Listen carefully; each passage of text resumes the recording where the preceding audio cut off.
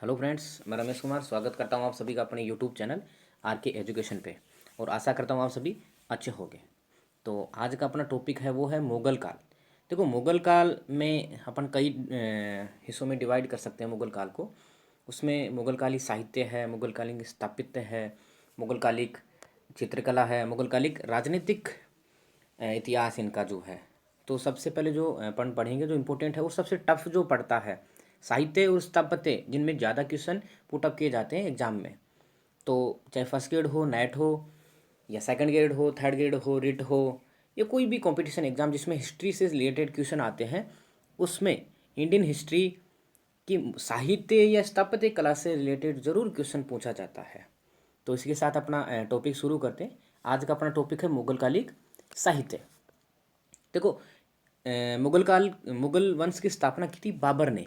ठीक है, तो अपन शुरुआत बाबर से करते हैं। देखो, बाबर के मोस्टली चार जो बुक्स हैं वो हमें देखने को मिलती हैं। पहली है तुजुक बाबरी, दूसरा है दीवान, तीसरी है रिसाल ए उशज, और चौथा है मुबैयान।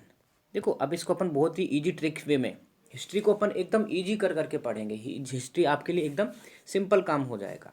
सबसे पहले क्या होता है, बाबर आता है। ठीक है, तो बाबर यहाँ के जो शासक होते हैं, इब्राहिम लोदी होता है भारत के शासक, उनको झुकाता है, यानी तू झुक ए बाबरी, तुम झुको, बाबर आ गया है। ठीक है, तो जैसे बाबर आया यहाँ से विजिट किया तो पहला हो गया बाबरी, तुजुक ए बाबरी। ठीक है, दूसरा है दीवान। जैसे बाबर भारत में विजिट हो जाता है, यहाँ जीत लेता है, तो उसको दीवान पे बिठाया जाता है। दीवान सोफे की तरह एक बैठने की जगह होती है, तो उसको कहाँ पे, दीवान पे बिठाया जाता है। जैसे दीवान पे बिठाया जाता है तो उसको बाद में उसको रस पिलाया जाता है। गर्मी उशज, गर्मी का टाइम होता है तो उसको रिसाल ए उशज, उशज उष्ण जो गर्मी, रिसाल यानी रस पिलाया जाता है उसको। ठीक है, उसके बाद में मुबैयान यानी उसको मुबारकबाद दी जाती है। क्लियर? देखो, एकदम इजी वे में है। तुजुक बाबर आ गया है, जब जीत गया तो उसको दीवान पे बिठा दिया, दीवान के बिठाने के बाद उसको रस पिलाया गया, रस पिलाने के बाद उसको मुबारकबाद दी गई। क्लियर? अब थोड़ा सा अपन इसके बारे में क्या है वो डिटेल देख रहे हैं। सबसे ज़्यादा इंपॉर्टेंट है तुजुक बाबरी। इससे हर बार कोई ना कोई क्वेश्चन पुटअप होता है इसमें, और मोस्टली इसकी लैंग्वेज को लेकर है। ये तुर्की भाषा में है और बाबर की आत्मकथा है। ठीक है, अब देखो इसके बारे में, इसमें क्या है, बाबर ने भारत की सामाजिक, आर्थिक, राजनीतिक, धार्मिक और जलवायु से संबंधित जो बातें हैं वो इसमें बताई गई हैं। और एक चीज़ और ध्यान में रखना, बाबर ने अपनी किताब में भारत के 8 शासकों के नाम बताए हैं, जिनमें 6 मुस्लिम शासक थे और 2 हिंदू शासक थे। विजयनगर का कृष्णदेवराय और मेवाड़ का राणा सांगा। इसमें दिल्ली के शासक के बारे में बताया, गुजरात के शासक, बंगाल के शासक में भी बारे में भी बताया गया है। ठीक है, तो इसकी भाषा जो है वो ध्यान रखना, तुर्की भाषा है, चगताई तुर्की जिसको बोलते हैं। ठीक है, और इसका अनुवाद जो ना फारसी में 4 बार हुआ है और इंग्लिश में 3 बार हुआ है। फर्स्ट बार जो हुआ था, देखो, हुमायूं के काल में हुआ 2 बार।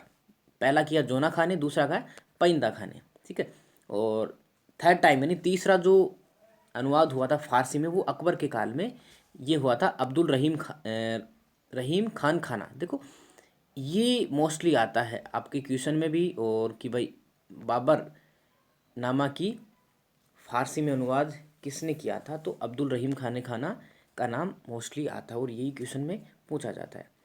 और एक चीज़ और ध्यान रखना, देखो ऐसे इसको तुझे के बाबरी बोलते हैं, लेकिन इसका जो फारसी अनुवाद है उस फारसी अनुवाद को बाबरनामा बोलते हैं। ये ध्यान में रखना आप, है ना। अब देखो इंग्लिश में जिसका जो अनुवाद हुआ है वो अर्सेकिन, लिंडन और एल्किन ने किया है। अब इसमें इंपॉर्टेंट है ये 1905 में बेवरिज ने किया था। इसने तुर्की से, तुर्की भाषा से इंग्लिश में किया था। ये जो बाकी 3 हैं इन्होंने फारसी से किया था और इन्होंने तुर्की भाषा से इंग्लिश में कन्वर्ट किया था। ठीक है, अब दूसरे पे चलते हैं। दीवान, ये एक काव्य संग्रह है इनका। तीसरा है रिसाल ए उशज, जिसको खत ए बाबरी बोलते हैं, जो बाबर के खत थे उनका संग्रह है। और इसका गुरु था बाबर का गुरु उबैदुल्ला, इसको इसने समर्पित किया है इसको। और चौथी है मुबियान, एक नवीन शैली का बाबर ने इजाद किया था। तो इसमें एक काव्य जो संग्रह है, जो फारसी भाषा थी उसकी जो कविताएं हैं उनका काव्य संग्रह है। और दूसरा ये इस्लामी कानून पुस्तक है। बाबर ने जो शासन के लिए जो कानून लागू होते हैं इस्लामी कानून के बेस पे, तो इस पुस्तक को लिखी थी। तो ये कानून पुस्तक है, ये भी ध्यान में रखना। क्लियर। एक चीज़ और ध्यान में रखना, बाबर की जो चारों बुक्स हैं ये चारों तुर्की में लिखी हुई हैं। ठीक है, ये चारों तुर्की भाषा में लिखी हुई हैं। ठीक है, अब चलते हैं नेक्स्ट। बाबर के बाद में नया शासक कौन था? हुमायूं। ठीक है, तो अपन हुमायूं पे चलते हैं। तो पहली इसकी बुक देखो, एकदम ट्रिक के साथ में सब कुछ। आपको एक चीज़ ध्यान में रखना, आपको ये ज़्यादा इंपॉर्टेंट याद करना नहीं है कि कौन सी बुक किसके काल में है। ये कम क्वेश्चन पुटअप किया जाता है मोस्टली आपको, और ना ये पूछा जाता है कि इसमें क्या बताया गया है। मोस्टली चीज़ें पूछी जाती है, वो पूछ जाती है राइटर या बुक्स का नाम पूछ लेगा या राइटर का नाम पूछ लेगा, दोनों में से कोई भी एक चीज़ पूछ लेगा। ठीक है, अभी बाबर की बात चल रही है तो बाबर की अपन थोड़ी सी बात को और आगे बढ़ाते हैं। तारीख ए रसीदी पहली बुक्स है हुमायूं काल की, जो मिर्ज़ा हैदर ने लिखी थी। ये बाबर का मौसेरा भाई था। देखो, बाबरनामा जो किताब लिखी थी बाबर ने उसने क्या किया, काफ़ी गैप है, जैसे 2 साल का विवरण दे दिया, फिर 2 साल का गैप आ गया, 3 साल का गैप आ गया, ऐसे इसने गैप दे दे के वो बुक लिखी थी। लेकिन ये जो तारीख ए रसीदी थी, इस बुक में ये जो गैप हुआ है इसकी पूर्ति हो जाती है, यानी बाबरनामा का जो अधूरापन है ये बुक पूरी कर देती है। ठीक है, अब इसको देखो याद कैसे करते हैं। तारीख ए रसीदी, देखो रसीद कौन बनाता है? राजा का भाई बनाएगा ना रसीद। तो ये ध्यान रखना, तारीख ए रसीदी मिर्जा हैदर ने लिखी थी। ठीक है, अब नेक्स्ट पे चलते हैं हुमायूं नामा। हुमायूं का नाम कौन लेगा? हुमायूं की बहन लेगी, हुमायूं के घर वाले लेंगे। तो हुमायूं नामा गुल बदन बेगम, जो हुमायूं की बहन थी, ठीक है, जिसने हुमायूं नामा लिखा था। और ये लिखा क्यों था? अकबर के कहने पे। देखो, ये विवरण जिसमें हुमायूं कालीन है, लेकिन ये लिखी गई थी अकबर काल में, क्योंकि अकबर ने कहा था अपनी बहन को कि उस टाइम पे आप प्रत्यक्षदर्शी हो हुमायूं काल की और बाबर काल की, तो आप जो भी आपने विवरण देखा वो एक बुक में लिखी, इसलिए गुल बदन बेगम ने हुमायूं नामा लिखी थी। ठीक है, अब देखो इसमें विवरण क्या दिया गया। देखो, महिला है तो महिला को युद्ध वगैरह में तो ले जाते नहीं थे, इसलिए जो राजाओं का हरम था, यहाँ की जो प्रशासनिक व्यवस्था थी और इनके जो आपसी परिवार के संबंध थे, इन सब के बारे में हुमायूंनामा में बताया गया है। तीसरी बुक है कानून ए हुमायूनी, हबीब उस सियार। देखो, कानून ए हुमायूनी, कानून कौन बनाएगा? देखो, पहले क्या होता था, ऐसे जैसे आजकल मंत्री होते हैं, मिनिस्टर्स होते हैं, कानून मंत्री हो गया, वित्त मंत्री हो गया, रेल मंत्री हो गया, वैसे ही जो इनके मंत्री होते थे राजाओं के, वो अमीर वर्ग के लोग होते थे। ठीक है, अब अमीर वर्ग के लोग होते थे तो कानून कौन बनाएगा? अमीर लोग ही बनाएंगे ना।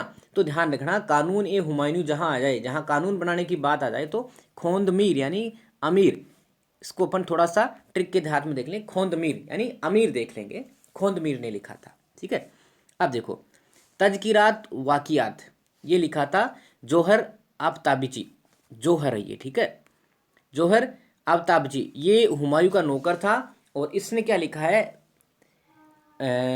हुमायूं और जो ईरान का साथ था उसके बीच में जो आपसी मतभेद थे उसके बारे में भी बताया गया है। सिर्फ इसी के बारे में नहीं, मतलब कुछ एक लाइनें इसके बारे में बताई गई। अब इसको देखो याद कैसे करेंगे, एकदम टीजी वे। तज की रात यानी उस रात को वाकियात, एक बहुत बड़ा वाकया हुआ। वाकया कब होता है? जब जोहर होता है। ठीक है, जब जोहर हुआ तो बहुत बड़ा वाकया हुआ, ध्यान रखना। वाकियात, वाकया हुआ कब हुआ? जोहर हुआ तब। ठीक है, तो ध्यान में रखना ये तज की रात यानी जोहर अब ताबची। क्लियर। अब चलते हैं नेक्स्ट पे, तारीख ए दौलत ए शेर शाही। ठीक है, अब देखो इसमें क्या दिखा है, दौलत ए शेर शाही, इसको याद करने का क्या है? देखो ये है ना, ये शेरशाह के बारे में है, शेरशाह कालीन है तो हुमायूं कालीन की है जो विवरण है वो, लेकिन ये शेरशाह के बारे में जो सूर्यवंश था उसके बारे में इस किताब में बताया गया है। अब इसको देखो याद कैसे करेंगे। पहला देखो दौलत था ना, अब देखो दौलत को अपन हसन से अटैच करते हैं। आजकल थोड़ी क्या होती है, जिसके पास पैसा होता है वो हंसता है, ठीक है, वो सुखी होता है, यानी जिसके पास 2 टाइम का खाना होता है तो वो पैसे से खरीदेगा ना। तो दौलतमंद आदमी सुखी रहेगा। अपने को याद करने की ट्रिक है, वो सुखी रहे या न रहे, लेकिन अपने को सिर्फ याद करना है इस चीज़ को। ठीक है, अब नेक्स्ट चलते हैं वाक़ियात ए मुस्ताकी। इसके राइटर है रिजकुल्ला मुस्ताकी। अब देखो इसमें भी लोदी वंश और सूर वंश की ही बातें बताई गई हैं। अब इसको याद करना एकदम ईजी हो जाएगा। देखो एक की याद रखो, दोनों में कीवर्ड याद रखो, इसमें मुस्ताकी और इसमें मुस्ताकी, ठीक है। तो ये इजीली याद हो जाएगा अपने को। नेक्स्ट देखते हैं तारीख ए फरिश्ता। अब देखो तारीख ए फरिश्ता को कैसे याद करेंगे, उस तारीख को याद करो जो फरिश्ता आया, यानी जब मोहम्मद बिन कासिम भारत पे आक्रमण किया था, कौन से वंश पे किया था, हिंदूशाही वंश ने उसका मुकाबला किया था। तो वहाँ के लोग जो जिन्होंने भेजा था मोहम्मद कासिम को, फरिश्ता बना के भेजा था, ठीक है। तो याद करेंगे मोहम्मद कासिम कहाँ आक्रमण किया था, हिंदूशाही वंश पे। तो मोहम्मद कासिम हिंदूशाही, और बुक का नाम क्या है, तारीख फरिश्ता। तो इसको अटैच क्या करेंगे, वहाँ के जो इनके खलीफा थे इनको फरिश्ता बना के भेजा था भारत पे आक्रमण करने के लिए। क्लियर, ये इससे अटैच नहीं है, बुक इसके बारे में नहीं है, कासिम के बारे में नहीं है, ना ही खलीफा के बारे में, बस अपनी याद करने की कीवर्ड याद किया अपने को एक। नेक्स्ट है तज़किरात ए हुमायूं व अकबर। देखो इसमें दोनों के बारे में बात बताई गई है, दोनों का वाक्य बताया, हुमायूं और अकबर। तो इसके राइटर कौन है, बायजीद हयात। यानी ये दोनों अपने याद करने का तरीका देख लो, बातचीत, दो आदमी होंगे तो आपस में बातचीत करेंगे ना, हुमायूं और अकबर, यानी इस बुक में दो नाम हैं, तो बायजीत यानी बातचीत, ठीक है। तो ये बायजीत यानी दोनों बातचीत करते हैं। नेक्स्ट चलते हैं तारीख ए दाऊदी। तारीख ए दाऊदी का राइटर है अब्दुल्ला, ठीक है।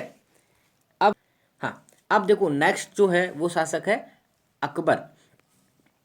अकबर के टाइम पे बहुत सारी बुक्स का संकलन हुआ था, अकबर ने खुद भी करवाया था। हुमायूं कालीन बुक्स, हुमायूं काल का जो इतिहास था उसके बारे में अकबर ने अपने जो कवि थे या जो रचयिता थे उनको बोल बोल के इतिहास लिखवाया था। दूसरा, इसने एक अनुवाद विभाग की भी स्थापना की थी, जिसमें जो वैदिक काल के जो साहित्य थे और भारतीय जो पुरानी बुक्स थी उनको भी उन्होंने, राजतरंगिणी है और भी खूब सारी बुक्स थी, जिन अथर्ववेद वगैरह रहा, उन सब का उन्होंने अनुवाद करवाया था।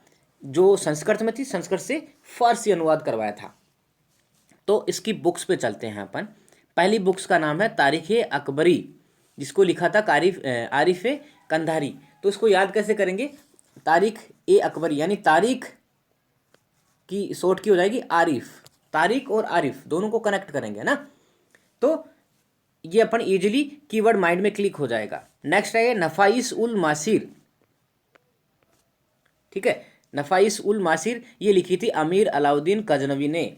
इसमें अकबर का 1565 का 1575 का इतिहास है। और ये ध्यान रखना अकबर कालीन ये प्रथम इतिहास है, यानी अकबर के शासनकाल में जो प्रथम अगर कोई बुक लिखी गई जिसमें इतिहास का वर्णन है अकबर काल का, तो वो नफाइस उल मासिर है, ठीक है। तो इसको अपन याद कैसे करेंगे, एकदम इजी ट्रिक है। देखो नफाइस यानी नफ़ा कमाना, अमीर अलाउद्दीन गजनवी यानी अमीर लोग क्या करते हैं, कर्ज दे के नफ़ा कमाते हैं, अमीर लोग कर्ज दे के नफ़ा कमाते हैं, ठीक है। तो नफाइस उल मासिर, अमीर अलाउद्दीन गजनवी, क्लियर। अब नेक्स्ट पे आते हैं मुंतखब उल तवारिखी। देखो मुंतखब उल तवारिखी ये जो राइटर है बंदायूनी, इसका राइटर जो है अब्दुल कादिर बंदायूनी है। ये ऐसा राइटर है जो अकबर की धार्मिक जो नीतियाँ थी उसका हमेशा विरोधी रहा है, क्योंकि अकबर जो था उसने सभी धर्मों को समानता दी थी। यानी ये जो कट्टर विचारधारा का आदमी था, तो इसकी जो जितनी भी धार्मिक गतिविधियां होती थी अकबर की, उसका विरोधी था और इसके बारे में अकबर को खूब बड़ा बुरा ये बोलता है। तो इसकी बुक जो है वो है मुंतखब उल तवारिखी। इसमें देखो याद कैसे करेंगे, बहुत ही इजी ट्रिक है। मुंतखब उल तवारिखी, जब मुंह बुरा बुरा करते हैं, मुंतखब यानी मुंह खराब करना, कब करते हैं, जब अपन बद्दुआ देते हैं किसी को। तो याद देखना मुंतखब मुंह खराब किया, बदायूनी यानी अपन ने किसी को बद्दुआ दी तो अपना मुंह खराब किया, ठीक है। अब अपन चलते हैं नेक्स्ट पे, तबकाते अकबरी।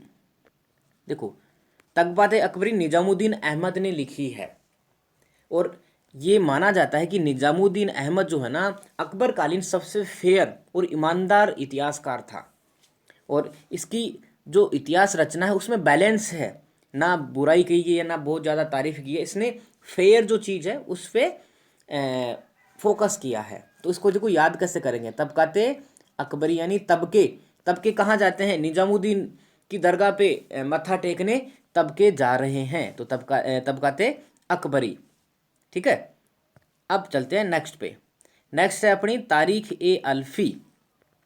देखो इस किताब के बारे में क्या है, तारीख ए अल्फी क्या है, जब इस्लाम के 1000 वर्ष पूर्ण हो गए थे तब अकबर ने अपने खूब सारे राइटर्स जो हैं इनको आदेश दिया था कि आप जो संपूर्ण इतिहास है शुरू से लेके अब तक का वो इतिहास लिखो। तो इसने एक टीम का गठन किया जिसमें मोहम्मद दाऊद, नकीब खां, बंदायूनी और भी राइटर्स सम्मिलित थे जो बंदायूनी के निर्देशन में राइटिंग की थी। तो ये तारीख है अल्फी, तो ये ध्यान में रखना। इसको याद कैसे करो, खूब सारे राइटर हैं। अल्फी यानी ओल इतिहास, सारा हिस्ट्री जो है ना वो इन्होंने लिखा था।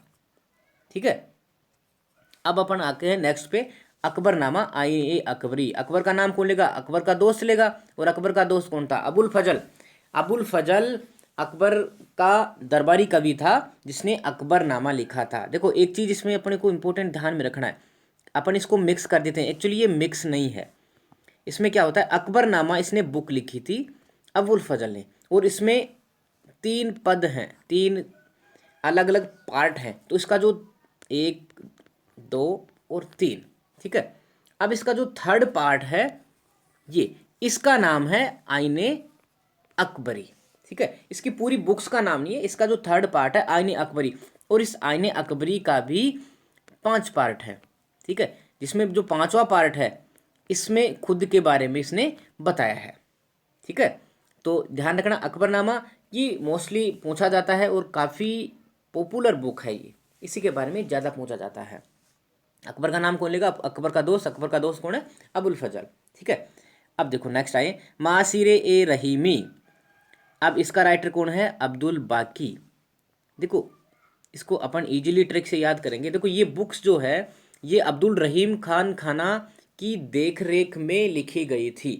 ठीक है, तो इसको याद कैसे करेंगे, रहीमी यानी अब्दुल रहीम, इससे कनेक्ट कर लेंगे। और अब्दुल बाकी यानी बाकी का काम था ना, देख रेख तो इसने की, और लिखने का यानी बाकी का काम किसने किया, अब्दुल बाकी। रहीम ने देख रेख की और बाकी का काम यानी किसने निपटाया, अब्दुल बाकी ने। ठीक है, नेक्स्ट पे चलते हैं, तारीख ए शेरशाही जिसको तोहफा ए अकबर शाही बोलते हैं। देखो इस बुक्स का अपन थोड़ा सा ब्रीफ करते हैं। ये बुक जो है ना शेरशाह के काल की है। उसने जो ज़मीन से रिलेटेड कानून बनाए थे और कर से रिलेटेड जितने भी कानून बनाए थे उन सब के बारे में जानकारी प्राप्त करने के लिए अकबर ने अब्बास का सरवानी को कहा था कि उसके बारे में आप एक बुक लिखिए। तो इसने ये जब बुक लिखी और ये बुक जब अकबर को दी तो इसको अकबर को तोहफे में दी, तो इसका नाम हो गया तोहफा ए अकबरी। ठीक है, अब इसको याद कैसे करेंगे, देखो शेरशाही और सरवानी इन दोनों को की को आपस में कनेक्ट करना है। जहाँ शेरशाही आ जाए तारीख ए शेरशाही, इसको करना है अब्बास का सरवानी। ठीक है, अब नेक्स्ट पे आते हैं, तारीख ए शाही अफगाना। इसने लिखी थी अहमद यादगार। देखो इसमें भी जो है ना जो अफगान का शाही वंश था उसके बारे में है, सूर वंश के बारे में है लिखा गया। अब इसको देखो याद कैसे करेंगे, एकदम इजी क्लिक है। तारीख शाही अफगाना, जब हुमायूं का काल आया तो कुछ साल के लिए बीच में, ठीक है, 1540 से 1555 के बीच में अफगान का शासन आ गया था। ठीक है, तो कुछ यादें रह गई थी मुगल काल के बीच में, किसकी, अफगान की। तो ध्यान रखना शाही अफगाना किसने लिखी, यादें रह गई ना, तो अहमद यादगार। कुछ यादगार पल, कुछ यादगार साल जो समय है वो अफगानों ने छोड़ गए मुगल काल के बीच में। ये याद करने का ट्रिक है, इस बुक में ये चीज़ें नहीं बताई गई, बस अपन याद करने की देख रहे हैं। नेक्स्ट बुक है तारिक ए हकी, अब्दुल हक देहलवी। देखो इसको याद करने को ज़्यादा अपने को माथापच्ची नहीं करनी पड़ेगी। देखो हकी और हक ये दोनों की मैच कर लेना। देखो मुगल काल और संतलत काल की मोस्टली बुक्स ऐसी है जिनमें राइटर्स का नाम जो है ना वो भी बुक में कई बार देखने को मिल जाता है। तो अपने को उससे भी थोड़ा सा ध्यान में माइंड कर लेना है कि हाँ ये बुक इस राइटर की है। अब इसके बारे में देखो, ये जो है ये बंदा भी बंदायूं की तरह अकबर का कट्टर विरोधी होता है, उसकी धार्मिक जो अकबर की धार्मिक नीतियां होती है उसका विरोधी होता है। ठीक है, अब अकबर के बाद में नेक्स्ट शासक आता है जहांगीर। ठीक है, तो जहांगीर की कम बुक्स हैं जहांगीर काल की, और अपन ने काफ़ी कोशिश की है, जितनी बुक्स अपन से कवर हुई उतनी बुक्स अपन ने साथ में ली है। तो पहली है तुजुक ए बागरी। देखो बाबर का काल जो था उसमें तुजुक ए बाबरी आई थी, तो इसी में भी देख लो तुजुक ए जहांगीरी, भाई तू अपने आप देख अपना, यानी जहांगीर ने स्वयं ने ये बुक लिखी थी। ये ध्यान में रखना, जहांगीर के नाम से 2-3 बुक्स हैं, लेकिन जिसमें तुजू के बाबरी यानी तुझे अपना अपने आप से देखना, ये ट्रिक देखना, तुजू के बाबरी तू जाने अपना खुद का, तो आप बुक खुद ही लिखो। तो ये हो गया जहांगीर। अब इसमें देखो बुक तो इसने लिखी जो अंतिम 3 वर्ष थे, ये बुक्स के 3 वर्ष मोतीमिंद ने लिखे थे, और जो इस बुक को कंप्लीट करने का श्रेय जाता है वो है मोहम्मद हादी का। लेकिन इतना आगे पूछने का नहीं होता है, बस आपको जहांगीर तक के अच्छे से क्लियर करना है। दूसरा है इकबाल नामा ए जहांगीरी, मोतमिद खाता जिसने नूर जहाँ के बारे में लिखा है। ठीक है, अब देखो इसको याद कैसे करेंगे, बहुत इजी। इकबाल यानी इनकलाब का नारा दिया भगत सिंह ने, तो क्या भगत सिंह को क्या मिल गई, मौत मिल गई, फांसी मिल गई, यानी मौत की सज़ा मिल गई। यानी इकबाल जहाँ नाम आ जाए, इकबाल नामा ए जहांगीरी, वहाँ मौत मिद खां। इकबाल का इकबाल इनकलाब का नारा दिया तो भगत सिंह को क्या फांसी की सज़ा दे दी गई ना, मौत की सज़ा दी गई। तो ये की आपस में कनेक्ट रखना आपको। ठीक है, दूसरा देखो, सॉरी तीसरा मासिर ए जहांगीरी। देखो बहुत ही इजी वे में अपन याद करेंगे हिस्ट्री को। अपन हिस्ट्री समझ के पढ़ते हैं ना, तब अपने को आसान लगती है। अगर महाभारत समझ लेंगे ना हिस्ट्री को कि पता नहीं समझ में नहीं आ रही, नहीं ऐसा नहीं होता। एक क्लिक, सिंगल क्लिक ट्रिक याद रख लेते हैं तो बहुत ही ईजी वे में हर बुक्स, स्थापत्य कला का, चित्रकला का, इनके राजनीतिक इतिहास का अपने को आराम से बहुत ही ईजी वे में याद हो जाता है। नेक्स्ट चलते हैं मासिर ए जहांगीरी। इसका राइटर जो है ना ख्वाजा कामगार। देखो बहुत ईजी है, मासिर ए, मासी कौन होती है, माँ की बहन, बहुत काम आती है अपने। ठीक है, अपने काम आती रहती है, तो ख्वाजा कामगार, मासिर ए जहांगीरी, ख्वाजा कामगार। नेक्स्ट चलते हैं तारीख ए खाने जहानी मखजानी। इसको लिखा था नियामतुल्ला, जो सूरवंश के बारे में लिखा गया, इसमें भी सूरवंश के बारे में बताया गया है। अब देखो इसको भी एक बार ट्रिक क्लिक देख लेते हैं। जहानी, तारीख ए खाने जहानी यानी जहां। ठीक है, इसको क्लिक करेंगे अपन, इससे नियामतुल्ला यानी ये जहान जो है ना किससे चलता है, नियम से चलता है, नियमित रूप से किससे चलता है, नियमित रूप से नियम के अकॉर्डिंग चलता रहता है। तो ध्यान रखना, तारीख खाने जहानी आ जाए वहां पे नियम यानी नियामत उल्ला। क्लियर, तो ये थी जहांगीर तक की बुक्स थी अपने पास में। इसके आगे शाहजहाँ की और औरंगजेब की, औरंगजेब कालीन बुक्स हैं, और जो अकबर का अनुवाद विभाग है जिसमें भी उसने 15 से 20 काफ़ी जो इतिहास है, महाकाव्य हैं, नाट्य हैं, ग्रंथ हैं, इनका जो अनुवाद कराया था वो अपन नेक्स्ट लेक्चर में चलेंगे। तो आशा करता हूँ आप सभी को अच्छे से क्लियर आ गई होगी, एकदम माइंड में क्लिक कर गया होगा। जैसे ही ट्रिक बताई है उस ट्रिक को अपन याद करते हैं, उस ट्रिक के अकॉर्डिंग अपन इस की को सेट कर लेते हैं, तो बुक्स को देखते ही अपन राइटर का नाम और राइटर को देखते ही बुक्स का नाम क्लिक कर देंगे। ठीक है, धन्यवाद। अभी चल जा।